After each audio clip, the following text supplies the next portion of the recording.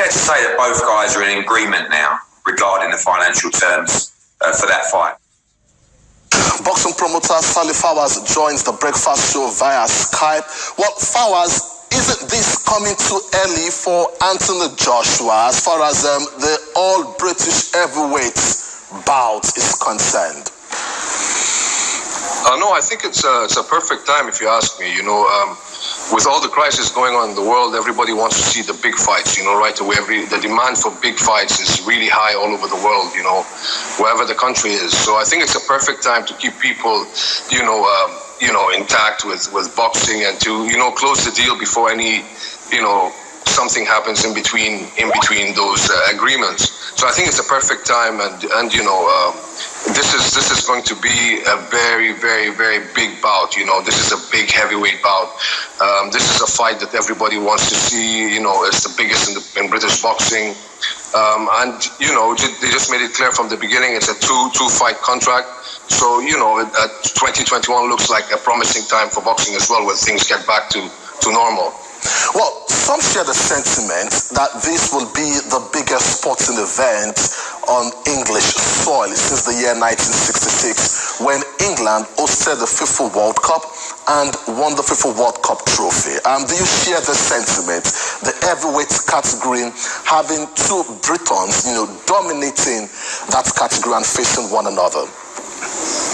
Yes, credit to Eddie Hearn, what he's done for British boxing. And obviously, Gypsy King being under Frank Warren. This is going to be a huge, huge event for British boxing and all that. It'll be very interesting to see where the venue would be, because, there's a lot of rumors about Saudi Arabia being interested again. And I also heard about, the fight being held in the States instead. But if you ask me, I think it should be in the UK, in front of the UK fans. And if you remember very well, Klitschko and Joshua, when they fought in Wembley, you remember the crowd, the way the event was organized was huge, and Nigerians could watch, and everybody around the world was watching. So it'll be interesting to see where the venue would be. But, sometimes, or most times, money talks for such big fights. Well, before I let you go, is it too early to start talking about where the pendulum will swing? Joshua has lost once, this time to Ruiz Jr. But then Tyson Fury remains undefeated in the heavyweight category. Is it a favorite? Yeah, I think I'll give Fury a little edge over Anthony Joshua in terms of who's favorite.